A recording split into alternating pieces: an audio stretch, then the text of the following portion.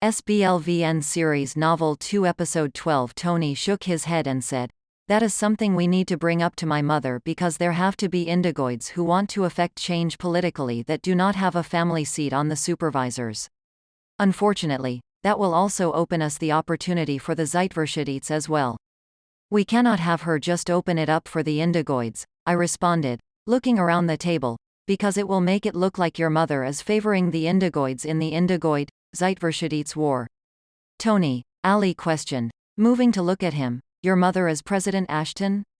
"Yes," Tony confirmed, meeting her gaze. "It is not as glamorous as it sounds.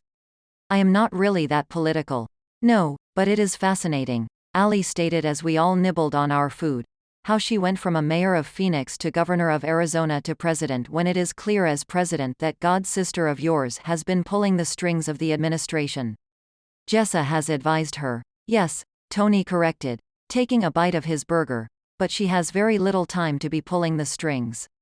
Jessa is a colonel, owns 52 jazz clubs, is writing novels and is raising countless children. Not to mention," I collaborated, holding my BLT, "the president was trying to control things with a government agency that Jessa found unacceptable. Jessa told the president several times before the president took her advice." "What about the whole re-election campaign? I've heard that the president didn't want to run, but Jessa forced her hand," countered Ali, who sipped her soup. "Absolutely not," Tony provided, meeting Ali's eyes. "I don't know what you have heard about Jessa, but she did not force my mother to run. In fact, she brought up all the challenges of running again. It was definitely my mother's idea. The rumor is Jessa is going to make a run herself." "I haven't heard that. Do you have a problem with Jessa?" She shook her head. "No, I just wanted to make sure you all didn't think the same way as the people who raised me and my husband think. That I can say what is on my mind and be safe." I reached out and touched her hand and said, "Ali, you are safe. You don't have to test the waters." We all ate for several minutes before I felt more shelling. I backed up and addressed the group, "Duty calls." Then I moved through the patrons at the tables and through the main exit. 2 later, I walked off command central and ducked into my office, where a man with thick, severely brushed, jet black hair, rugged features and goatee sat behind my desk, in my executive, black chair, talking to Tony who sat in one of the chairs in front of the desk. "Are you the commander of the LVN?" His dark eyes met mine as he shook his head. "Then get out of my chair." The man came around the desk and hugged me. "Alex, when was the last time we saw each other? Could it really be 2 years? We are never on India 7 at the same time," I returned, sinking onto the black, leather couch in the conversation area. Ethan sat on the arm of the couch while Tony turned his chair towards us. "Abby's husband and your partner was filling me in on what is going on around here." "How much do you know?" "The memory-erasing drug. The twin. The murder of Aurora Asher and the other people on the Supervisors. The twin's disease. The people posing as you and your twin. I think I am up to date. I am pregnant and going through the Revantio, along with all the other indigoids. The Revantio portion, not the pregnant part, and the Supervisors are all in hiding." "Yeah, you are going to have to explain to me how you are pregnant. But there is someone who is threatening to expose all the secrets of the Supervisor members, including your grandparents. I tried to tell them that you would never do anything like that. Not the real you. They do not know you like I know you. They never will at the rate they are going. They would rather play the blame game than to get to know me, or my children. They act like I should be closer to them, not be so guarded because we share DNA. I have trouble with that concept." "And what was his relationship with Asher?" "He says they grew up together and were just friends, but Asher told Lady Camry they were in love, and Lady Camry needed to give him a divorce.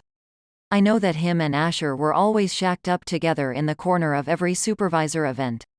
I can understand why Lady Camry would think they were having an affair," Ethan agreed, running his fingers through his hair. He seemed nervous about something. Something seemed to be weighing on his heart and mind. I wondered what it was and if it had anything to do with why he was hiding out on the LVN. I pressed my lips together for a moment. "I sense that, but I feel, as I am guessing you do, that it is not exactly as it seems. I don't think it is as straightforward as an affair. I think there is more to the story, like, I am sensing, like they are covering something up. Feels like a murder. Maybe not that they did themselves, but maybe that they saw. That is exactly what I am sensing, Ethan confirmed, studying me, but we still don't know who and the circumstances. Tony interjected. Too bad that new gift of yours to see people's memories is random and that you cannot control it, because it would be useful if we would see what happened.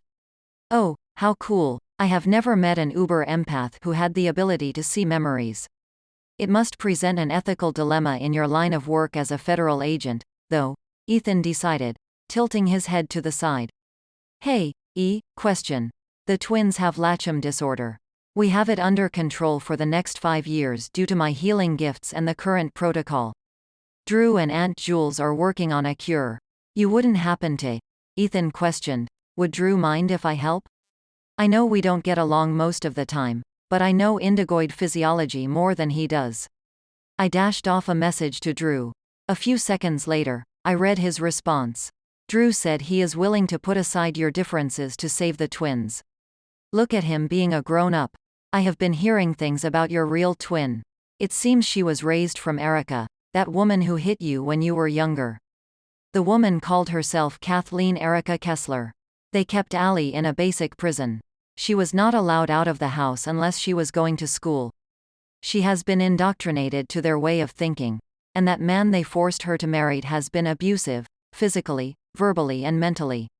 The daughter had to run away in order to join the academy. I think Allie would benefit from some time with Dr. Dakota like you did.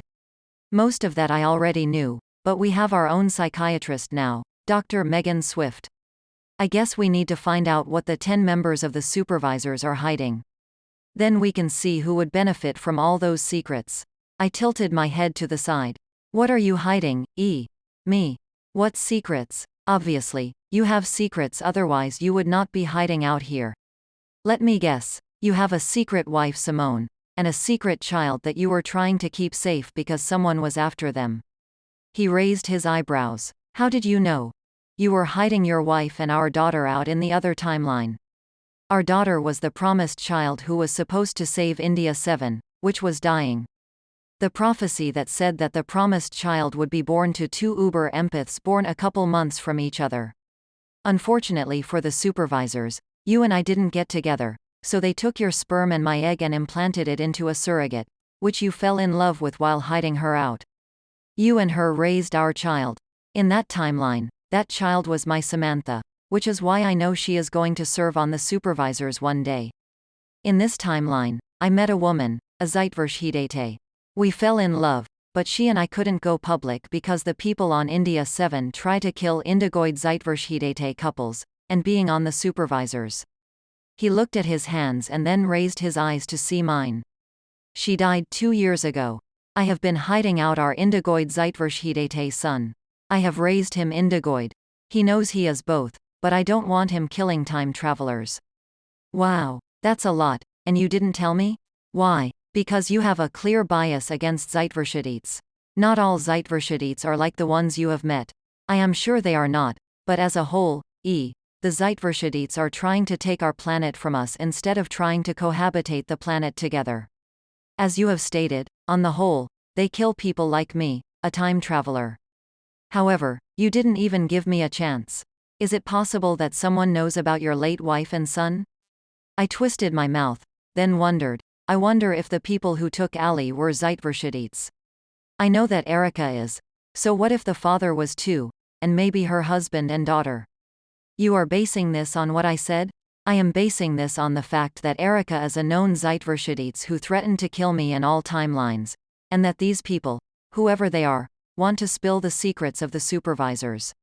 Now we know that you had an interspecies marriage and a half-indigoid Zeitverschidets son. We know that Allie was taken by a known Zeitverschidete. What I don't know is why and what it has to do with the other members of the supervisors, because Lord and Lady Camry do not even remember Allie. The question is, why was my mother murdered? What did Allie see? And what does all this have to do with Asher and the other members of the supervisors who have been killed? And how do we stop more from dying? I know that on India 7, the younger generation is protesting the indigoid Zeitverschidete war, and is trying to convince the Zeitverschidets to integrate themselves among indigoids. The most recent peace talks recently failed. And where do you land on that war? Do you believe that the Zeitverschudites should be able to kick us off of India 7? Do you believe that we should cohabitate? Do you believe the Zeitverschudites were there first? I believe, like I know you do, that we need to cohabitate. We were not there. We do not know whether they were there first. However, Drew brought up the point that do the Zeitverschudites experience the Revantio? We, as indigoids, are affected by the atmosphere of India 7 whether we on the planet, LVN or on Earth. The Zeitverschudites are not affected by the atmosphere that way, but isn't it possible that they are just not affected like that, and that they were there before us? I am not saying they weren't. My gut says that is not the truth, that we were there first, but that is not the point. We have humans who live on India 7, and we do not treat them in the same way. We need to make India 7 a home for all species. I agree, but as long as the peace talks are breaking down, I do not see that happening. I nodded. I am going to put guards on you and Ali, but the first thing Tony and I are going to do is to uncover all of the Supervisors members because that is going to help us figure out who would benefit the most from the Supervisors' deaths. If there are any other secrets, either yours or any of the other members, let us know. If you want to be disguised, you can head up to the hospital, where one of the doctors can transform you into someone else. Once Ethan stood and disappeared out the doors, I turned to Tony and asked, "What do you make of that?" I feel like he knows more than what he is saying. I put my finger to my nose and agreed, bingo. I hate to say that because we have been friends since we were infants. He and Drew do not like each other because he tried to convince me not to marry Drew. I had a choice between Drew and Ethan, and I chose Drew. The two of them have never gotten along since then. Truthfully, Drew does not help the situation. Drew loves to gloat and flaunt our marriage and kids whenever Ethan is around. Drew is marking his territory, making sure Ethan knows you are taken. I get that, but they are both doctors. If they can get along, maybe they can cure the twins. I see that. If something happened to Rena, Caleb or Seth, even though I have never met him, I could see me doing everything I can to save them. I know I am not a good father, so I outsourced the parenting to people who are good at it. I do love them and want what is best for them. That is just not me. You and I are never going to agree on that point. I shook my head and decided to change the subject. I think that we should contact Roman Livingston, my mother's FBI partner. I looked up and addressed the computer system. Chip, please locate Roman Livingston. There are 100 instances of Roman Livingston on Earth and Earth's colonies, came the computer's system. Chip, please locate Federal Agent Roman Livingston with the FBI. Federal Agent Roman Livingston located. Please contact Federal Agent Roman Livingston and advise him that Colonel Alexandra Madrid would like an audience with him. A few moments later, Chip stated, "Colonel, Federal Agent Roman Livingston is on the line for you."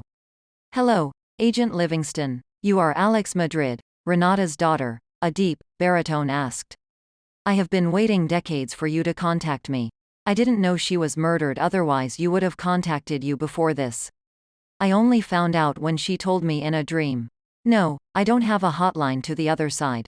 No, I am not making this up. I know, she came to me and told me you and your partner would be contacting me. I miss your mother, as I am sure you do. I do, but I was only 5 when she died. Speaking of my partner, though, Tony Ashton is also sitting in on this conversation. What can you tell me about my mother and your last case? From what I understand, it was about the murders of Charlotte Darling and Henry Dikes. Yes, that was our last case, but I also fail to see how that got her killed. The case we are working is the Aurora Asher murder case, which we believe is connected to Charlotte Darling, Henry Dikes and Griffin Black's murders. All were on the Supervisors, and were killed, we suspect, for their secrets. The fact that the Supervisors have gone into hiding tells me are on the right track. I have to agree with you because Darling, Dikes and Black were hiding some definite secrets. Darling and Dikes were cheating on their spouses with each other and had several secret love children. Black was involved with their murders. Asher, I am not sure what her deal is, except I suspect she has either been involved with your grandfather or that she was somehow involved in Darling and Dikes' murders. Unfortunately, I feel like Lord Camry, my grandfather, was involved too if Asher was. I feel like they are hiding something, and I suspected it was something surrounding a murder. The question is, why are all these people involved with their murders, if they are? I don't know anything about your grandparents, except that they have not been on the same page with each other since Renata was killed. I know that I was on vacation that week. I knew, in my gut, that something was going to happen. She talked to me that morning and said she was going to meet a contact that she only referenced as Mr. QRT. I told her to wait until I got home later that day, but that turned into a fight about how I didn't think she could do her job, which was not true. I thought she was an amazing agent. If you would like to know more about the author, Annagail Lines, you can go to annagailines.com to download the first novel in this series for free called The Last Chance Station. You can listen to this podcast, Spacestatic Mysteries, on Spotify and Apple Tunes and various other platforms, including YouTube at the @Spacestatic Mysteries. You can also listen to the Annagail Lines podcast, a non-fiction podcast about motivating women to live significant lives, on Spotify, Apple Tunes and YouTube at the @Annagail Lines podcast as well. If you are on YouTube, subscribe and hit the bell to notify you when I upload new videos.